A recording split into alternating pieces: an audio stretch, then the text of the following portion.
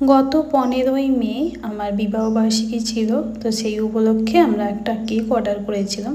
তোমরা যারা ঝাড়গ্রামে থাকো বা ঝাড়গ্রামের আশেপাশে জেনে থাকো যে স্বাদিস কিচেন বলে একটা কেকের দোকান আছে, সেখান থেকেই আমি কেকটা অর্ডার করেছিলাম।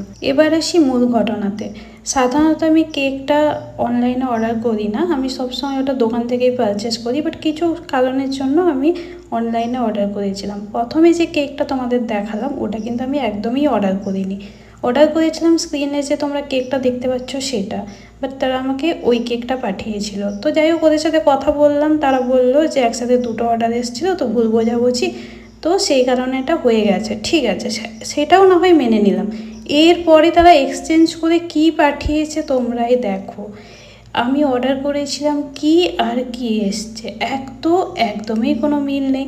আমার কথা হচ্ছে যদি স্টকে না থেকে থাকে আমাকে ডাইরেক্ট জানিয়ে দাও। এটার প্রাইস ছিল 350, মানে ডেলিভারি চার্জ মিলিয়ে নিয়েছিল 350, আর সেটার প্রাইস দেখলাম 280 ছিল।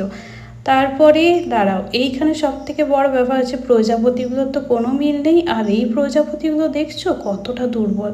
কেন এরকম কেন করো তোমরা?